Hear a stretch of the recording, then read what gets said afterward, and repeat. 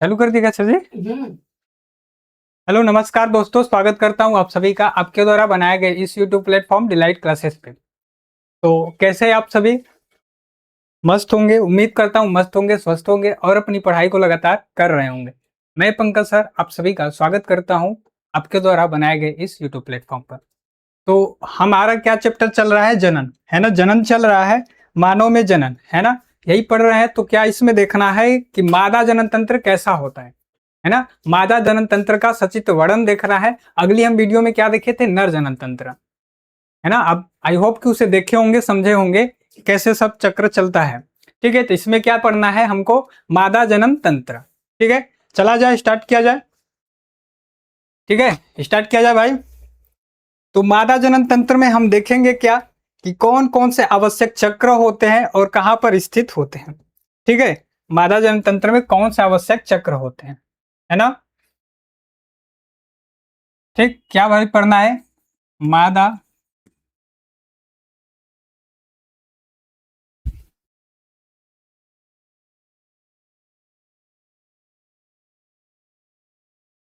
मादा जनन तंत्र, है ना, यही पढ़ना है।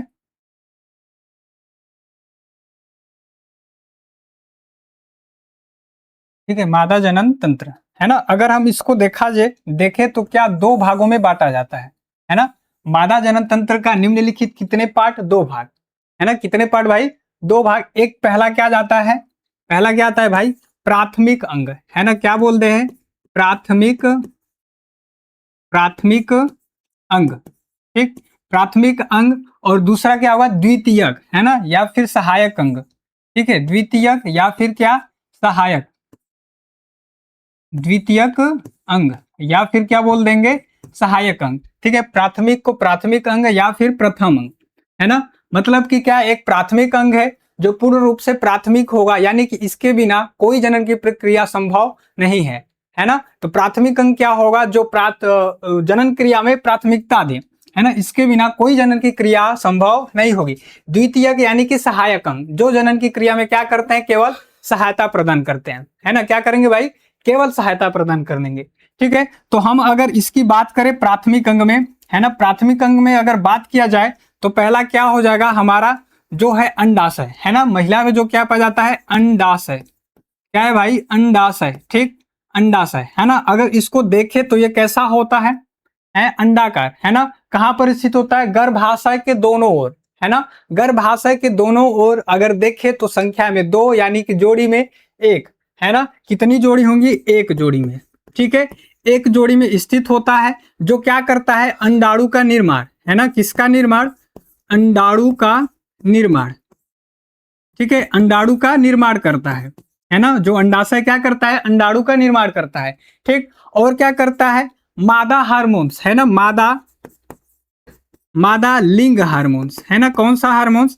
लिंग हार्मोन का निर्माण, है ना। लिंग हार्मोन्स का क्या करता है भाई? निर्माण करता है। कौन करेगा? अंडाशय, है ना, यानी ओवरी। ठीक है, ओवरी का कार्य क्या है? अंडाशय का, अंडाणुओं का निर्माण करना, और उसके साथ साथ अंडाणु के साथ साथ क्या? मादा लिंग हार्मोन्स निर्माण करना। जो मादा लिंग हार्मोन्स है कौन से? कौन कौन मादा लिंग हार्मोन्स है? एक का नाम है क्या? एस्ट्रोजन, है ना। पहला क्या है? एस्ट्रोजन। ठीक है, एस्ट्रोजन के बाद दूसरा देखे तो क्या है? प्रोजेस्ट्रान, है ना। Progesterone,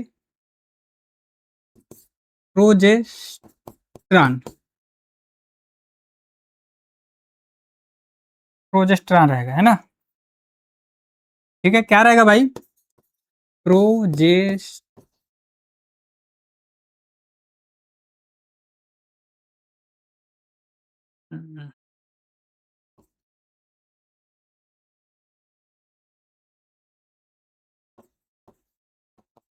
progesterone.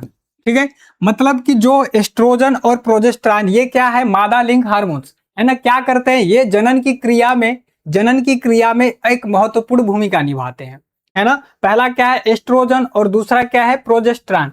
एक आता है क्या तीसरा रिलैक्सिन हार्मोन्स, लेकिन रिलैक्सिन हार्मोन्स केवल प्रसव की क्रिया में ही सहायता प्रदान करता है, यानी कि डिलीवरी की क्रिया में, है ना। यहाँ कोई उसका रोल नहीं आता है, इसलिए उसको यहाँ नहीं पढ़ते हैं। मतलब जो एस्ट्रोजन है ये अंडाणु निर्माण, है ना, अंडाणु बन रहा है तो कब बन रहा है, कैसे बन रहा है, कब बनेगा, आवर्त चक्र कैसे चलेगा, इन सबों का नियंत्रण करेंगे कौन, एस्ट्रोजन और प्रोजेस्टेरॉन, है ना। एस्ट्रोजन और प्रोजेस्टेरॉन, इन्हीं के चलते क्या होता है मादा में लैंगिक दुरूपता आता है ना। लैंगिक दुरूपता क्या मतलब कि हम एक मादा को बाहर से देख करके कैसे पहचानते हैं, ठीक है। अगर एक छोटे बच्चों की बात करें, अगर 5 साल से कम है बच्चा, उम्र छोटी है, तो क्या हम उसे बाहर से देख करके पहचान पाते हैं कि ये लड़की है लड़का, नहीं पहचान पाते, है ना। जो लैंगिक दुरूपता आता है लड़कियों में कहां तक, किस आयु से भाई, 12 से 14 वर्ष की आयु में क्या हो जाता है स्टार्ट हो जाता है ना, जिसे हम यौना आरंभ के नाम से जानते हैं, है ना। लैंगिक दुरूपता है जो किसे नाम से जानते हैं, यौना आरंभ, यानी कि हम इसमें इस मादा में क्या 12 से 14 वर्ष की आयु में यह पहचान कर पाते हैं देख कर कि ये नर है या फिर मादा है, ठीक है। तो उसी को क्या बोलते हैं लैंगिक दुरूपता, जो आ रहा है किसके कारण आ रहा है, एस्ट्रोजन और प्रोजेस्टेरॉन के कारण, ठीक है। जैसे इनकी जो पहचान है क्या है, पहचान क्या है भाई कि उनके क्या है आवाज मधुर हो जाती है, श्रोणि गुहा चौड़ा हो जाती है, स्तनों का विकास हो जाता है ना, वसा तैली हो जाती है, आवर्त चक्र प्रारंभ हो जाते हैं, यह सभी क्या है लक्षण है ना, जो कि हम एक बाहर से देख करके मादा को पहचान पाते हैं, ठीक है। अगर नर की बात करें तो नर वाले में क्या होता है, नर वाले में लैंगिक दुरूपता कब आता है, इसमें जो आयु है क्या 14 है ना, नर में क्या है 14 से लेकर के 16 वर्ष की आयु में, है ना। यानी कि ये 2 साल पीछे हैं, लड़के क्या है 2 साल पीछे, 14 से लेकर के 16 वर्ष की आयु में इनकी लैंगिक दुर्बलता यानी कि लैंगिक लक्षण आते हैं, जिसे हम यौन आरंभ करते हैं, है ना। यानी कि एक पुरुष में नर में देखा जाए तो जो वीर्य का यानी शुक्राणु का निर्माण होता है किस वर्ष की आयु में, 14 से लेकर के 16 वर्ष की आयु में, है ना। अगर इस नर की बात किया जाए लैंगिक दुरूपता, तो इसमें क्या होता है दाढ़ी मूंछ का विकास हो जाता है ना, आवाजों का भारीपन होता है, ये जो वक्ष गुहा है क्या चौड़ा हो जाता है ना, और क्या मांसपेशियां मजबूत हो जाती हैं, वसा तैली हो जाती है, ये सभी क्या है लक्षण जो कि हम एक बाहर से देख करके पहचान पाते हैं, ठीक है। उम्मीद करते हैं इतना समझे होंगे आप, कोई इसमें दिक्कत परेशानी नहीं है। यानी कि जो मादा में प्राथमिक अंग क्या है अंडाशय, है ना, अंडाशय कितना है एक जोड़ी है, ठीक। ये कहां पर स्थित होता है गर्भाशय के दोनों ओर, है ना, वृक्कों के पास, ठीक है, वृक्क के नीचे होता है वृक्कों के पास, ठीक है। और इसका निर्माण के इसका काम क्या है अंडाणुओं का निर्माण करना, है ना। क्या काम है भाई अंडाणुओं का निर्माण करना, उसके साथ साथ लिंग हार्मोन्स का निर्माण करना, जो लिंग हार्मोन्स है क्या एस्ट्रोजन और प्रोजेस्टेरॉन। इतना क्लियर है, ठीक। अगर हम द्वितीय अंग में जाएं, है ना, द्वितीय अंग में जाएं तो इसमें भी मुख्यतः 2 पार्ट आते हैं। पहला क्या आता है भाई, इसमें मतलब कि हम कुछ नलिकाएं भाग ले लेती हैं, है ना, नलिकाएं, और कुछ क्या भाग लेती हैं, कुछ क्या भाग लेती है भाई नलिकाएं और कुछ अंग, है ना, जो अंग भी बोल देते हैं नलिकाएं भी, मतलब कि ये द्वितीय अंग में कुछ नलिकाएं और अंग भाग लेती हैं। और इधर देखिए तो क्या ग्रंथियां भाग लेती हैं, है ना, क्या भाग लेती है भाई ग्रंथियां, ठीक है, ठीक। जो ग्रंथियां पाई जाती हैं, अगर एक मादा में बात करें तो ग्रंथियां कितनी होती हैं 2, है ना, ग्रंथियां कितनी होती हैं 2। पहली है क्या बार्थोलिन ग्रंथि, है ना, कौन सी ग्रंथि बार्थोलिन, ठीक, बार्थोलिन ग्रंथि, इसकी बात करें तो एक जोड़ी, है ना, यानी 2 होती है योनि के नीचे, ठीक नीचे क्या होती है बार्थोलिन ग्रंथियां, ठीक है, बार्थोलिन ग्रंथियां, ठीक है। और क्या पाया जाता है एक जोड़ी, है ना, एक जोड़ी जो होता है क्या स्तन ग्रंथियां, है ना, ये भी एक जोड़ी और ये भी एक जोड़ी, तो जो स्तन ग्रंथियां कितनी होती हैं एक जोड़ी, ठीक। स्तन ग्रंथि का कार्य देखा जाए तो ये क्या करती है प्रसव के बाद, है ना, यानी कि बच्चा डिलीवरी के बाद उसे दुग्ध पान कराना, दूध स्राव कराना, ठीक है, जो एक महत्वपूर्ण भूमिका निभाता है। यानी कि एक बच्चे के लिए दूध स्राव ना हो तो बच्चे की क्या तो उसमें क्या होता है पोषण करने में, यानी बच्चे की वृद्धि करने में हमारा ये मदद करता है, ठीक। अगर इसको देखा जाए तो नर में भी पाया जाता है और मादा में भी, लेकिन मादा में विकास होता है और नर में विकास इसका नहीं होता है, ठीक। स्तन दोनों में स्थित होते हैं, दोनों का सेम वही भाग होता है, लेकिन मादा में क्या होता है एक्टिव होता है, ठीक, जबकि नर वाले में एक्टिव नहीं होता है, ठीक। तो ये बार्थोलिन ग्रंथियां भी एक जोड़ी होंगी और ये भी क्या होगा एक जोड़ी, ठीक, दोनों में पाया जाता है ना। बार्थोलिन ग्रंथियां केवल किसमें जब पाई जाएंगी मादा में, ठीक है, ये किसमें पाई जाएंगी केवल भाई मादा में, ठीक, अगर बार्थोलिन ग्रंथि का कार्य देखें तो ये क्या करती है, हाँ ये क्या करती है भाई, हम जब मैथुन की क्रिया में योनि को क्या करती है, चिकना प्रदान करती है ना, चिकनाई लाती है ताकि मैथुन क्रिया में कोई परेशानी ना आ सके। ठीक है, उसको क्या करती है, चिकनाई ला देती है। ठीक, जैसे कि जो पुरुष में था कौन सी ग्रंथि थी, प्रोस्टेट ग्रंथि, है ना, प्रोस्टेट ग्रंथि उसमें कार्य करती है, और इसमें कौन सी ग्रंथि है, बार्थोलिन ग्रंथि। ठीक है, कोई दिक्कत यहां तक नहीं होनी चाहिए। ठीक है, नलिकाएं और अंग दूसरा भाग है जो क्या, नलिकाएं और अंग। ठीक, इसमें क्या भाग लेता है, हमारा पहला देखा जाए तो अंडवाहिनी, है ना, अंडाशय के बाद क्या, अंडवाहिनी रहेगा, है ना, क्या, अंड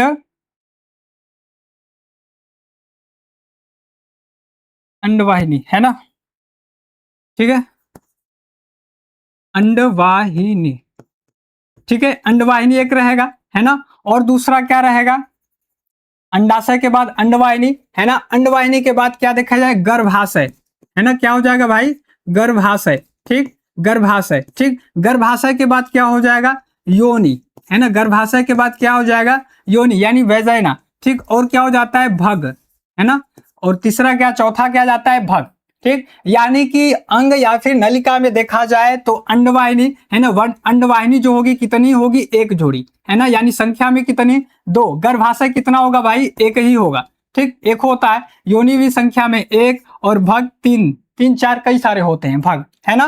क्या करते हैं, भग योनि के एकदम बाहर, है ना, योनि के बाहर पाए जाते हैं क्या, भग। अंडवाहिनी देखा जाए तो कितनी संख्या में, दो, और जोड़ी में एक। जो अंडाशय में, है ना, यहाँ क्या है, अंडाशय, अंडाशय में बन रहे अंडाणुओं को, है ना, अंडाशय में बन रहे अंडाणुओं को क्या करती है, अंडवाहिनी में लाती है ना, यानी कि अंडवाहिनी अंडाशय में बन रहे अंडाणुओं को ग्रहण करती है। ठीक है, झालरदार कीप होता है, कीप उसको ग्रहण करके किसको दे देता है, अंडवाहिनी को। ठीक है, अगर निषेचन की क्रिया होती है तो कहां होती है, अंडवाहिनी में। ठीक, भ्रूण उसके बाद कहां जाता है, बच्चा जो निषेचन होने के बाद वो कहां जाता है, गर्भाशय में। ठीक, गर्भाशय में क्या होता है, उस भ्रूण का विकास होता है। ठीक, विकास होने के बाद योनि के द्वारा क्या, बच्चा बाहर आता है ना, जिसे हम क्या कहते हैं, प्रसव। ठीक, उसके बाद पाया जाता है क्या, भग। ठीक है, यहां तक कोई दिक्कत, कोई दिक्कत भाई यहां तक नहीं होनी चाहिए, है ना। देखा जाए सभी पार्ट कहां कहां पर स्थित होते हैं, है ना, सभी पार्ट जो है कहां कहां पर स्थित होते हैं।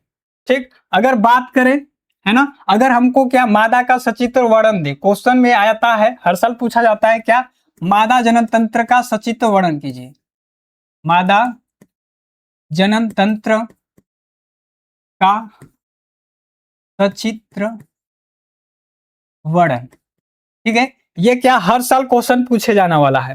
ठीक है, क्या कहता है इसमें, मादा का जो क्या है, सचित्र वर्णन कीजिए। ठीक है, यानी मादा मादा का जो जनन तंत्र है कैसा होता है। ठीक, अगर इसमें हम देखें तो पहले क्या बजाता है भाई, गर्भाशय। ठीक, बनाना देख लो कैसे बनता है ना, नहीं बन पाता है किसी से जल्दी। ठीक है, तो बनाना आना चाहिए अच्छे से।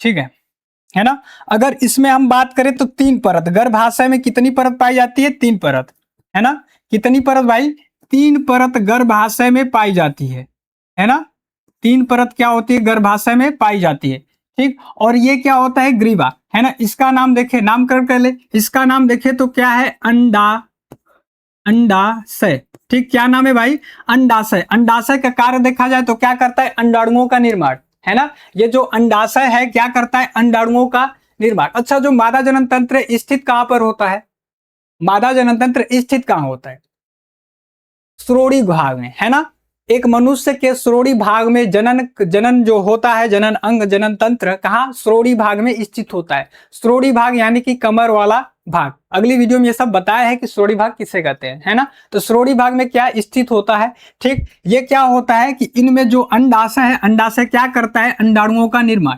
ठीक, इसका नाम क्या है, झालरदार कीप, झालरदार कीप। ठीक, और इसका नाम क्या, अंडवाहिनी, है ना, क्या है भाई, अंडवाहिनी। ठीक, इसका नाम क्या, इसका नाम गर्भाशय, क्या है भाई, गर्भाशय। ठीक, ये क्या है, ग्रीवा, है ना, क्या है, ग्रीवा। और ये क्या है, योनि, है ना, ये क्या है, योनि यानी वेजाइना। ठीक है, अगर हम अंडाशय की बात करें तो ये क्या संख्या में दो, है ना, एक इधर और एक इधर, जो कि अलग अलग मासिक चक्रों द्वारा, मतलब कि एक महीने में ये और एक महीने में ये, अलग अलग महीनों में एक्टिव रहते हैं। यानी कि एक महीने में ये काम करता है तो अगले महीने ये, है ना, अंडाशय बारी बारी काम करता है। ठीक, उस अंडाशय में अंडाणुओं का निर्माण होगा, जो जिससे क्या करेगा, झालरदार कीप ग्रहण करते हैं, है ना। ग्रहण करने के बाद अंडाणु कहाँ जाता है, अंडवाहिनी में। कहाँ आता है भाई, अंडवाहिनी में। अंडवाहिनी द्वारा क्या किया जाता है, उस अंडवाहिनी में जो अंडाणु होता है 24 घंटे तक, है ना, जो अंडाणु की जीवन क्षमता कितनी है, जीवन काल कितनी है, 24 घंटे।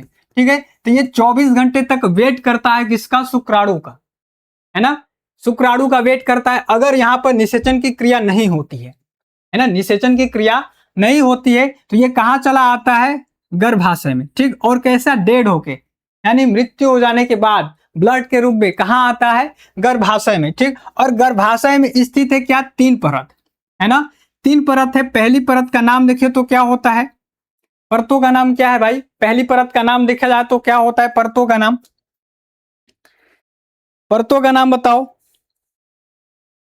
परतों का नाम। जो पहली परत क्या होती है भाई, मेरीमेट्रियम, है ना, क्या भाई, पहली परत जो दूसरी का मायो, है ना, मायोमेट्रियम।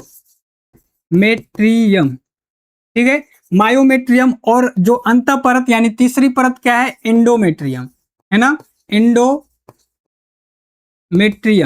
ठीक, एंडोमेट्रियम, मायोमेट्रियम, और जो पहली हो जाती है कौन सी परत होती है, पहले पेरीमेट्रियम, है ना, पहली क्या है भाई, पेरीमेट्रियम। यानी कि पहली परत का नाम देखा जाए तो क्या हो जाती है, पेरीमेट्रियम। ठीक है, यानी पेरीमेट्रियम, और दूसरी क्या हो जाती है, मायोमेट्रियम, और तीसरी क्या हो जाती है, एंडोमेट्रियम। ठीक, पेरीमेट्रियम और मायोमेट्रियम, ये दोनों परत हमेशा बनी होती है गर्भाशय में। ठीक, लेकिन हर महीने कौन सी बनती है, एंडोमेट्रियम। ठीक, एंडोमेट्रियम हर महीने बनती है, किसकी बनती है, ब्लड की। ठीक, यानी ब्लड की हर महीने बनती है एंडोमेट्रियम परत, जो आवर्त चक्र के साथ यानी मेंस्ट्रुअल साइकिल के साथ टूट करके हर महीने बाहर आती है। ठीक है, ये एंडोमेट्रियम क्या होती है, हर महीने टूट करके बाहर आती है। अगर निषेचन की क्रिया होने के बाद यहाँ अंडाणु आता है, तो इसी एंडोमेट्रियम में क्या होता है, भ्रूण का रोपण होता है ना, यानी कि जो ब्लड की बनी परत है उसी में क्या होता है, भ्रूण का रोपण होता है। अगर निषेचन नहीं हुआ तो यहां से अंडाणु भी और एंडोमेट्रियम भी दोनों टूट करके ब्लड के रूप में क्या बाहर आते हैं। ठीक, और ये ग्रीवा है, ग्रीवा क्या है, गर्भाशय और वजाइना को, है ना, गर्भाशय और वजाइना को जोड़ करके रखती है। ठीक है, ये क्या करती है, इन दोनों का एक तरह से मार्ग होता है, यानी जोड़ करके रखती है।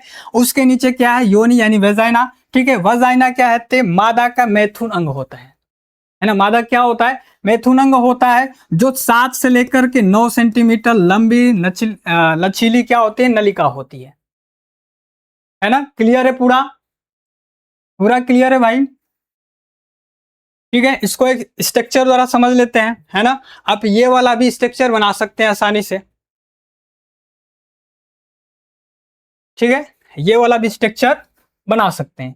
ठीक है, अंतःगर्भाशय, है ना, मायोमेट्रियम, और इसका क्या था, पेरीमेट्रियम, है ना। इसका नाम देखा जाए तो कौन सा मेट्रियम है, पेरीमेट्रियम।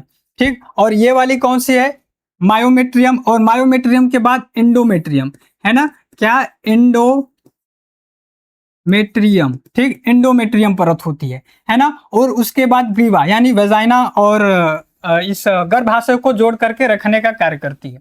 ठीक है, और उसके ऊपर क्या होता है, ये अंडाशय, है ना, क्या है ये भाई, अंडाशय। अंडाशय के बाद झालरदार कीप, है ना, ये झालरदार कीप, ये अंडवासी अंडवाहिनी, है ना, जिसे हम क्या कहते हैं, फैलोपियन ट्यूब। ठीक है, फैलोपियन ट्यूब। ठीक, और ये क्या है, गर्भाशय। ठीक है, ये क्या है, गर्भाशय। ठीक, पूरा ये वाला भी स्ट्रक्चर आप बना सकते हैं, इसमें भी कोई दिक्कत नहीं है। ठीक है, अगर देखा जाए, अगर एक मादा में ये स्थित कहां पर होता है ना, स्थित मादा में कहां पर होता है,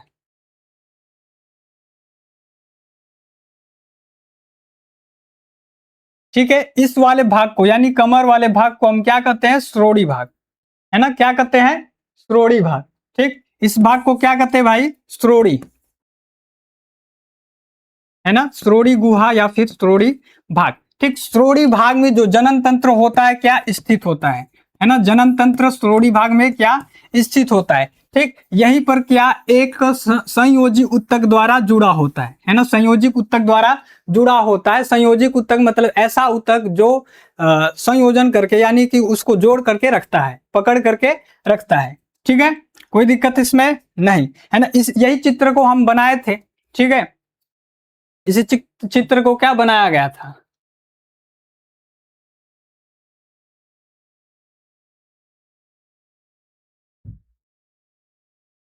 ठीक है। अगर इसमें हम देखें, है ना, इसमें क्या देखें तो वजाइना, है ना, वजाइना के नीचे यहाँ पर दो क्या होती है स्थित, मटर के दाने के आकार की क्या, बार्थोलिन ग्रंथि, है ना, कौन सी ग्रंथि, बार्थोलिन ग्रंथि। ठीक है, यहीं पर स्थित होती है, मटर के दाने के आकार की, यानी एक जोड़ी में एक और संख्या में दो स्थित होती है। ठीक, इसका कार्य क्या होता है भाई, मैथुन क्रिया के समय एक तरल पदार्थ का स्राव करना, जिससे मैथुन की क्रिया में चिकनापन आता है ना, मतलब कि योनि को चिकनापन प्रदान करने का कार्य करती है कौन सी, बार्थोलिन ग्रंथि। ठीक है, कोई इसमें दिक्कत नहीं है ना। हम मादा जनन तंत्र को पूरी तरह से समझ चुके हैं।